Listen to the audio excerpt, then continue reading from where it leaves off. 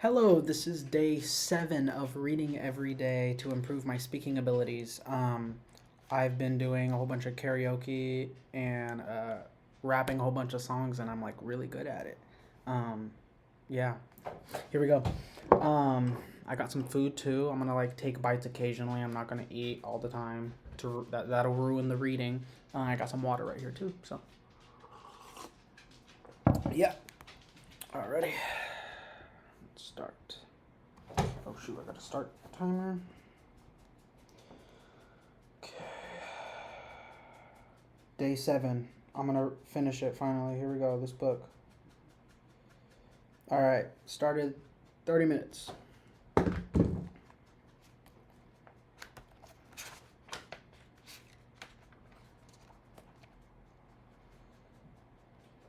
Here we go.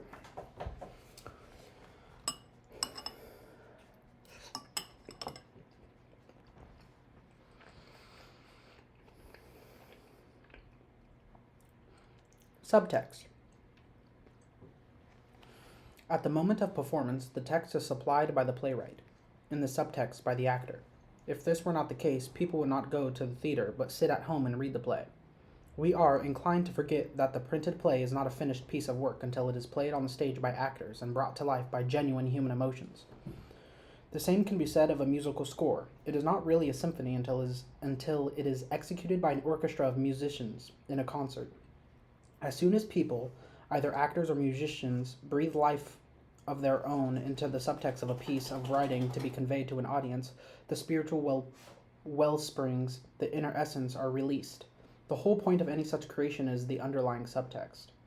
The line of a role is taken from the subtext, not from the text itself. But actors are lazy about digging down to the subtext. They prefer to skim along the surface, using the fixed words which they can pronounce mechanically, without wasting any energy in searching out their inner essence. As this is unfortunately elusive and difficult to pin down, especially under the exciting and distracting circumstances of the public performance, we have to recourse to inner vision, thought, inner action. Words to an actor are not mere sounds, they are signs of visual images. The best way to avoid mechanical acting, the best rattling off of the text of a role, is to communicate to others what you see on the screen of your inner vision. This will not be a reflection of reality, but images created by your imagination to suit the needs of the imaginary character you are playing. It is up to you to convert these images into reality. Each time you repeat the creative process of speaking the lines of your part, review in advance the series of prepared images on the screen of your inner vision. The most substantial part of your subtext lies in its thought, that conveys the line of logic and coherence in a most clear-cut, definite way. One thought gives rise to a second, a third, and altogether shape a superobjective. At times, the intellectual content of the subtext may predominate, at others, the lines of inner vision. It is best when they merge. Then the spoken word is filled with action. Words are part of the external embodiment of an inner essence of a role. When you reach the point when words are necessary to you to execute your objective to the best purpose, you will reach for the author's text as joyfully as a violinist reaches for the Amati instrument offered to him. He knows that it will be the best means to express the feelings he harbors inside the depths of his soul. Superobjective. We use the word superobjective to characterize the essential idea, the core, which provided the impetus for the writing of a play. In the play, the whole stream of individual minor objectives, all the imaginative thoughts, feelings, and actions of an actor should converge to carry out the superobjective. Also, this impetus towards the superobjective must be continuous throughout the play. You cannot reach the superobjective by means of your mind. The superobjective requires complete surrender, passionate desire, unequivocal action, the most powerful stimuli to subconscious creativeness. The most powerful stimuli to subconscious creativeness. Creativeness are the through line of action in the superobjective. They are the principal factors in art. Symbolism. It is a hard nut to crack, the symbol. It is successful when it has its source not in the mind but in the inner soul. In this sense, symbol and grotesque art alike, it is necessary to play a role hundreds of times to crystallize its essence, to perfect the crystal, and in showing it, to interpret the quintessence of its contents. The symbol and grotesque synthesize feelings in life. They gather in bright, daring, and compressed form the multiform contents of a role. Symbolism, expressionism, and other highly distilled isms belong in the realm of superconsciousness and begin where ultra-naturalism leaves off. But it is only when the inner and outer life of an actor on the stage is developed naturally, in accordance with the laws of nature, and the superconscious will emerge from its secret sources. Talent. Talent is not easy to define or dissect. Talent is often buried deep and difficult to evoke. Talent is the felicitous combination of many creative capacities in a person, governed by his generative will. Technique exists above all for those who possess talent and inspiration. It serves consciously to stimulate superconscious creativity. The more talent the actor has, the more he cares about his technique. A true creative state while on the stage and all the elements that go to compose it were the natural endowment of Shipkin and Marlowe, du Salvini. Nevertheless, they worked unremittingly on their technique. Inspiration came to them by natural means almost every time they repeated a role, yet all their lives they sought an approach to it. In our art, it is very dangerous to mature too rapidly without determined effort. A talent may be no more than a pretty toy rattle. Talent includes physical attributes, memory, imagination, sensitiveness, impressionability. A person may be ugly in real life, but fascinating on the stage, and that is better than being beautiful.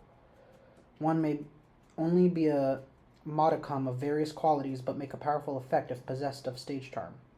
On the contrary, a much larger talent may be utterly ineffective, lacking the power to attract. Tempo, rhythm, and movement. It is more demonstrable to speak of inner tempo rhythm at the same time as outer tempo rhythm, when it becomes manifest to physical actions. In collective action and speech on the stage, you will have to find out and extract from the general chaos of tempo rhythms those you need, and then regroup them so that you can shape your own independent individual lines of speed and measures of speech, movements, emotional experiences, and the roles being played by you. The right measure of syllables, words, speech, movements, and actions, together with their clear-cut rhythm, is profound significance to an actor. Tempo rhythm does possess the magic power to affect your inner mood. It excites not only your emotion memory, but it also brings your visual memory and its images to life. That is why it is wrong to take tempo rhythm to mean only measure and speed.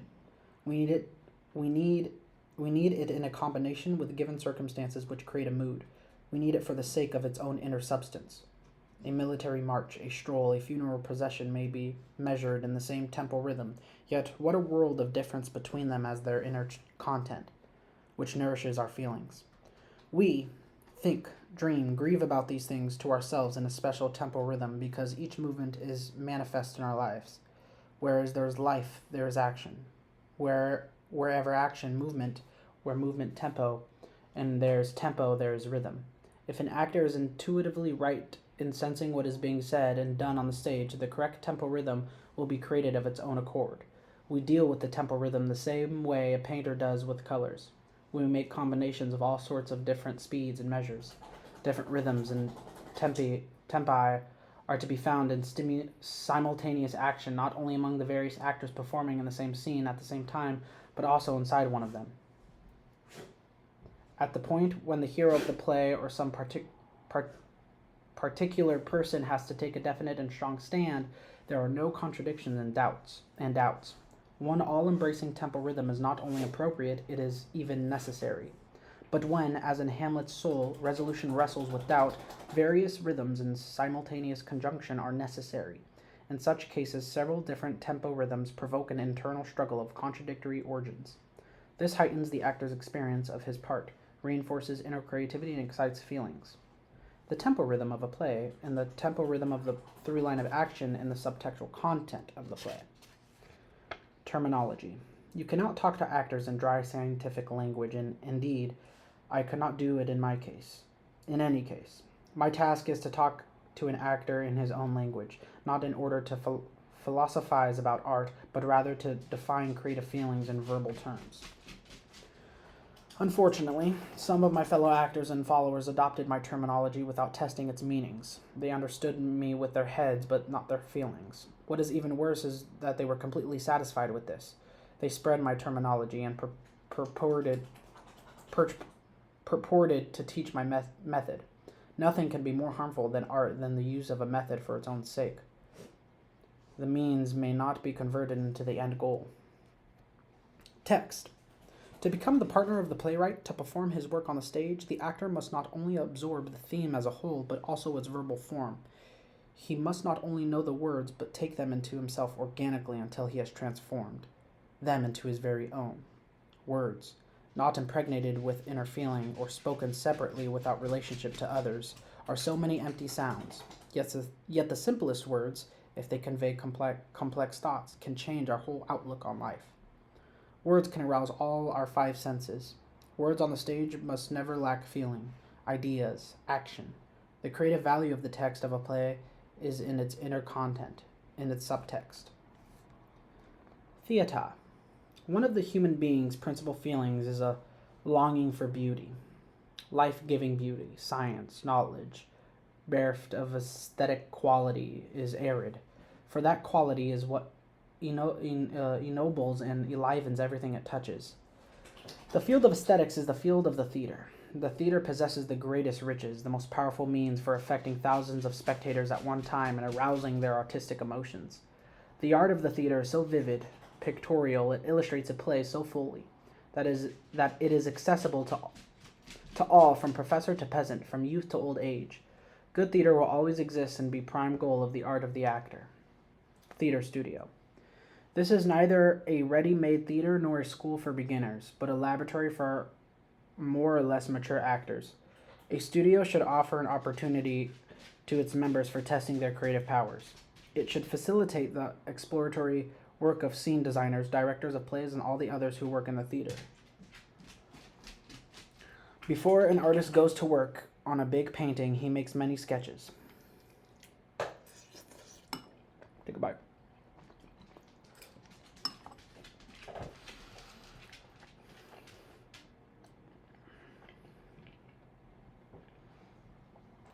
If he is not satisfied with one of them, he tears it up and makes another.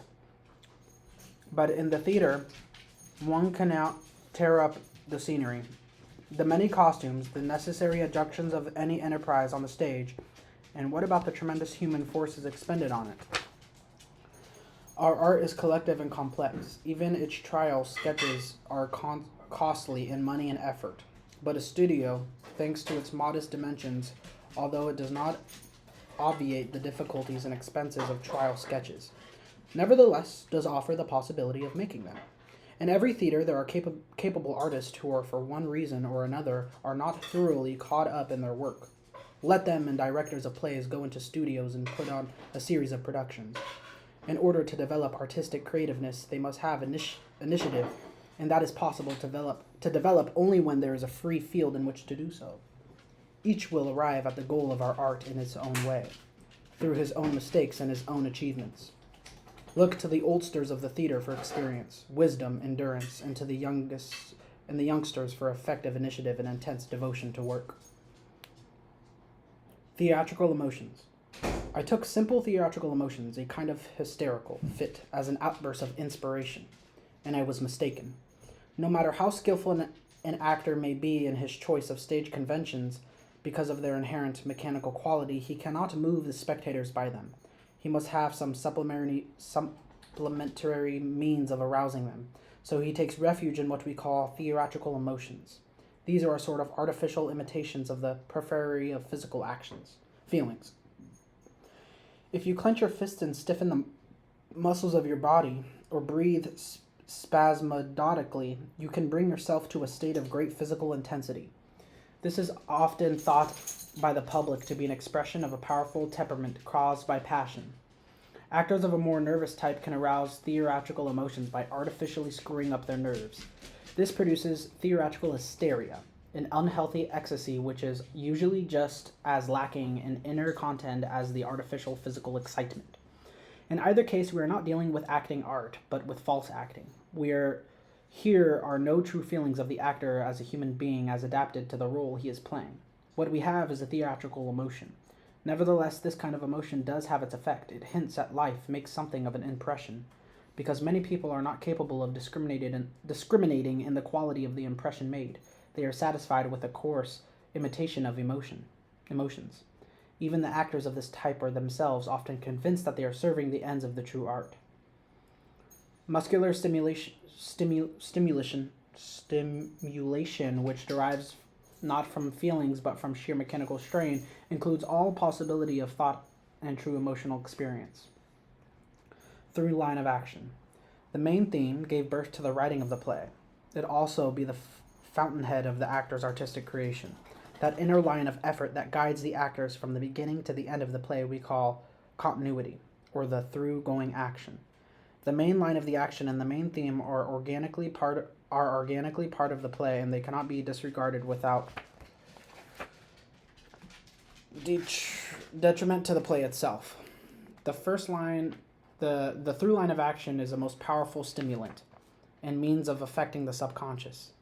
That inner line galvanizes all the small units and objectives and directs them towards the super objective.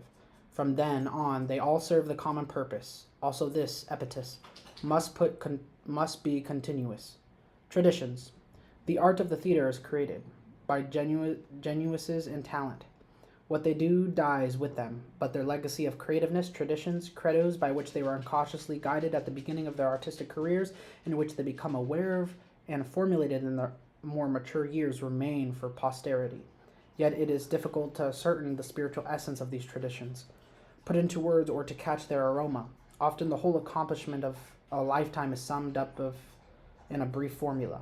Such a distillation of a whole life of artistic activity can be an endless source of interpretations, and we must broaden, deepen, and heighten the meaning of mere words.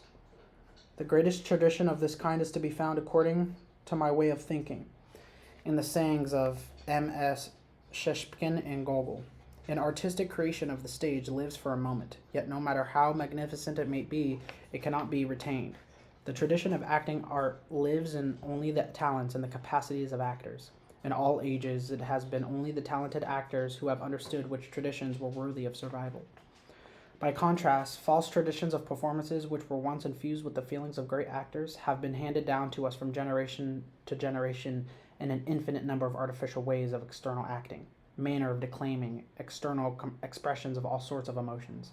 They can be only negative in meaning for us. Tragedy.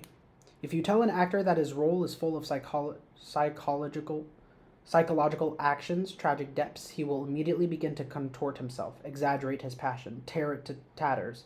But if you give him some simple physical problem to solve, he will set about carrying it without alarming himself or even thinking too deeply whether what he is doing will result in psychology, tragedy, or drama.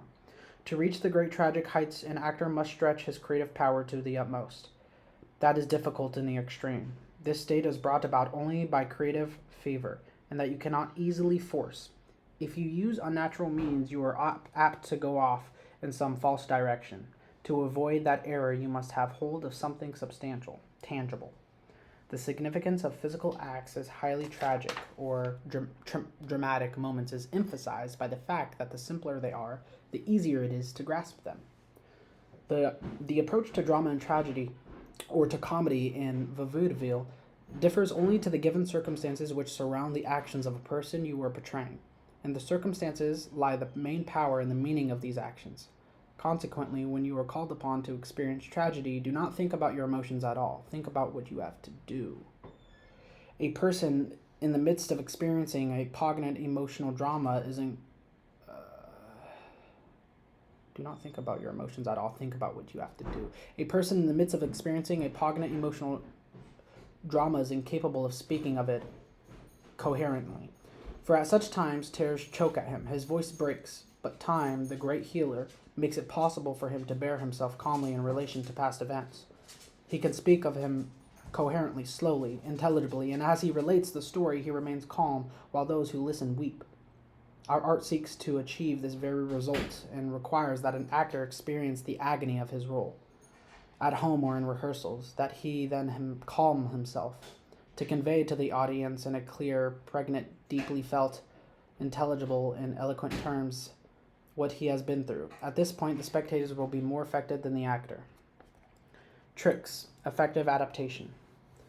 A contrivance or trick is a vivid expression of their inner feelings or thoughts. It can call attention to you, prepare your partner for putting him in a mood to respond to you, can transmit certain invisible messages which can only be felt and not put into words, etc.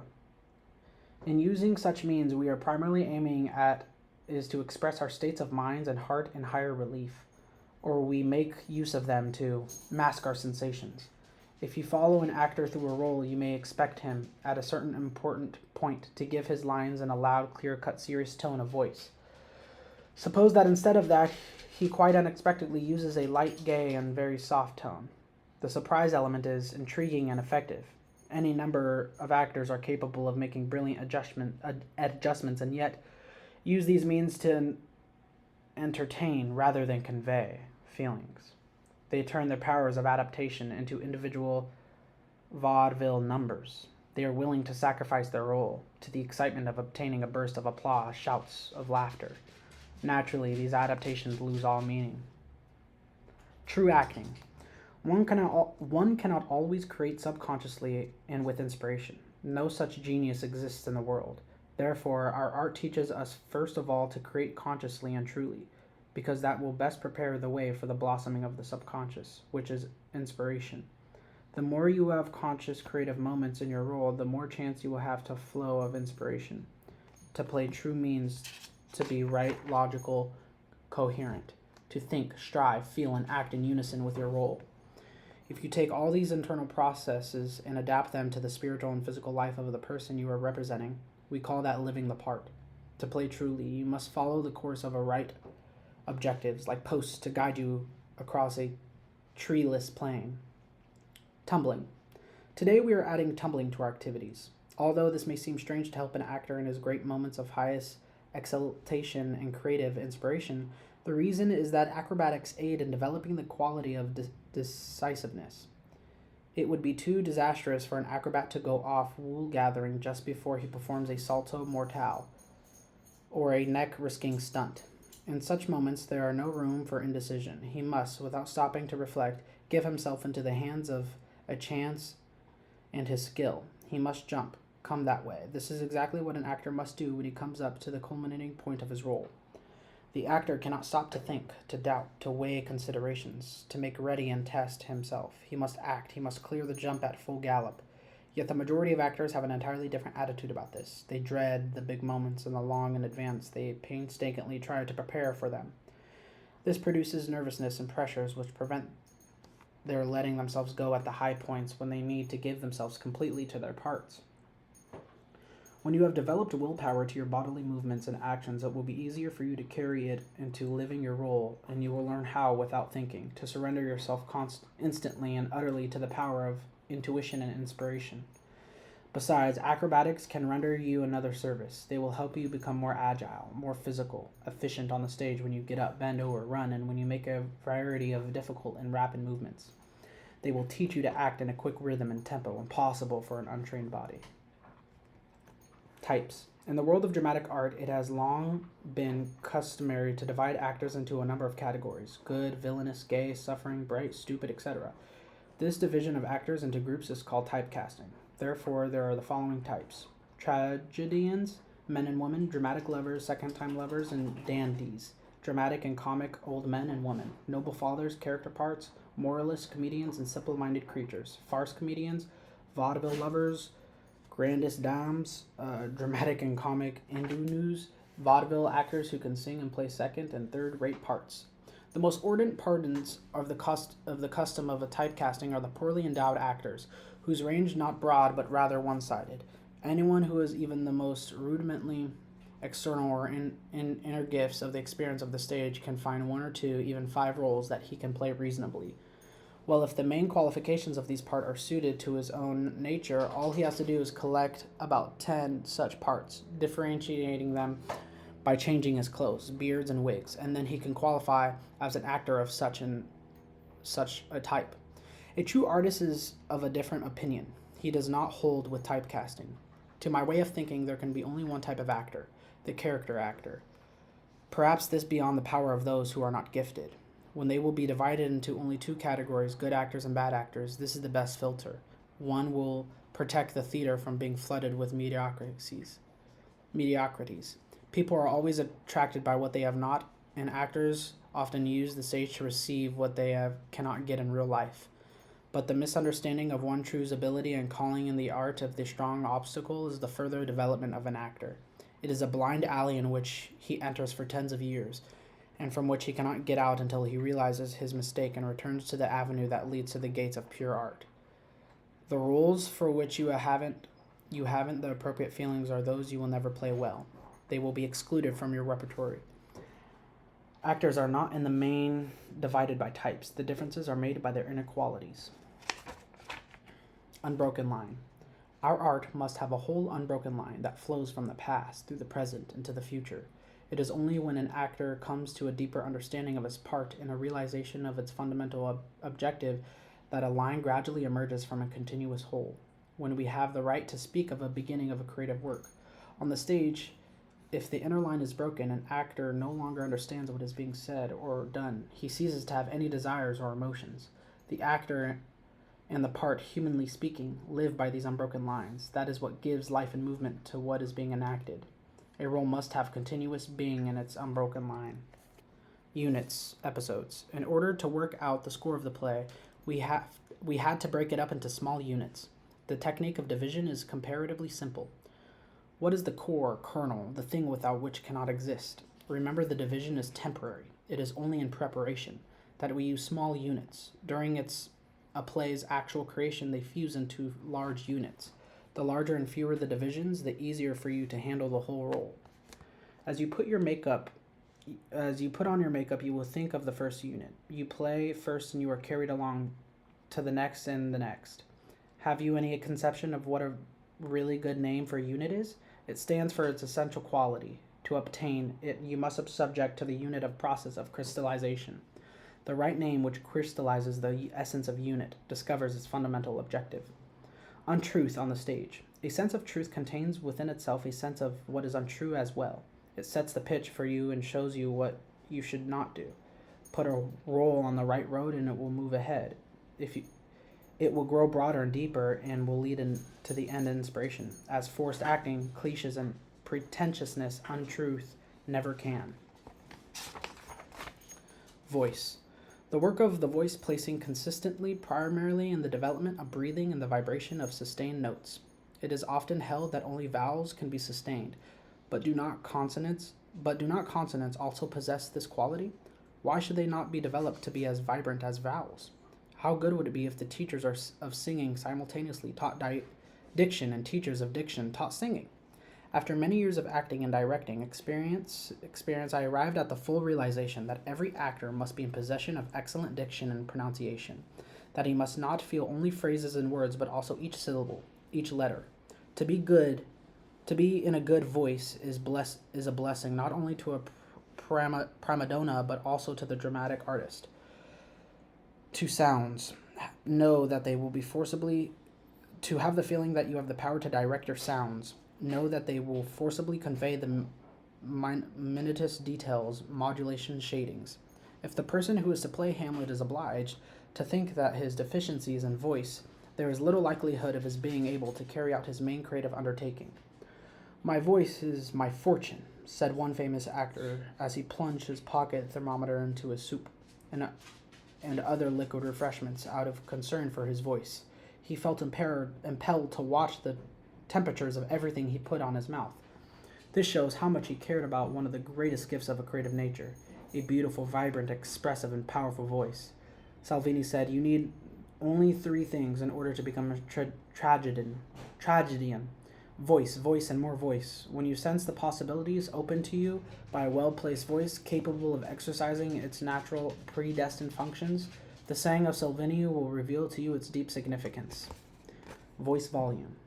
Volume is not to be sought in high-tension use of the voice, not in loudness or shouting, but in raising and lowering, intonations, and the gradual expansion from piano to forte and other mutual relationship. Walking on the stage. On the stage, we are obliged to walk correctly on nature intended. People whom nature has not endowed with a good normal weight resort to all kinds of stratagems to conceal these shortcomings. They walk up in some special way with unnatural form and picturesqueness. Yes, yet that kind of theatrical stagey walk is not to be confused with a true stage walk based on natural laws. Let us learn to walk all over again from beginning, both on the stage and off. What is my system? My system is the result of lifelong searchings. I have groped after a method of work for actors which will enable them to create the image of an actor, breathe into it the life of a human spirit, and by natural means embody it on the stage in a beautiful artistic form. The foundations for this method were my studies of the nature of an actor. The first proposition is this: there are no formulas of how to become a great actor or how to play this or that part. It is made up of steps towards the true creative state of an actor on the stage. When it is true, it is the normal state of a person in real life. But to achieve that normal living state, an actor has to be A, physically free and control of free muscles. B, his intention must be infinitely alert. C, he must be able to listen and observe on the stage as he would in real life.